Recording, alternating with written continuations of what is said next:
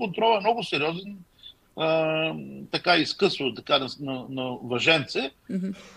Беше ми подсказано, че може да се реши лично моя проблем.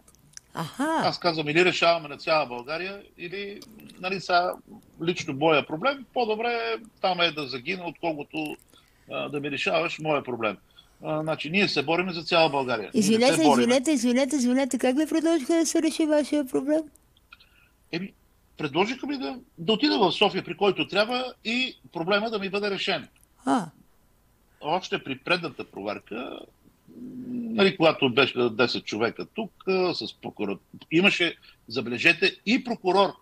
Ама господа, аз напоявам, аз не произвеждам нито канабис, нито на разпространение на наркотици. Да. Имаше и прокурор, като при нас тук някой, минали 1 милион оборот, той веднага отива в обсега на властимащите. И никой не смее да инвестира тук. Така че проблема в България са точно тези властимащи, които чрез техните фирми работят. Ето, знаеме, и всички инфраструктурни обекти ги работят с 7 фирми. И това са техните фирми.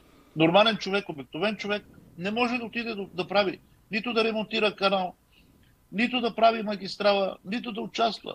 Едни и същи фирми, които си се договарят, взимат си проектите и оттам нататък никой нищо не може да им каже. Това е източване на не само на европейските, на нашия бюджет.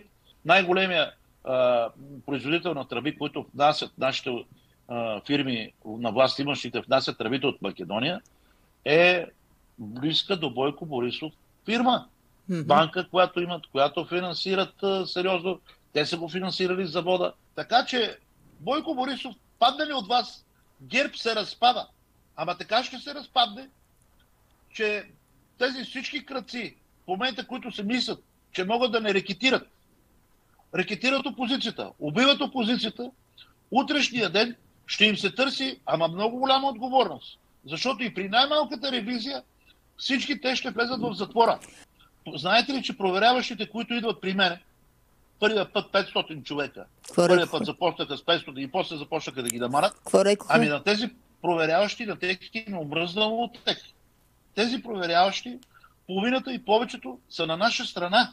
Затова, защото хората действително виждат бухалките. Висшият съдебен съвет е техен, това не значи, че ще им помогне утрешния ден.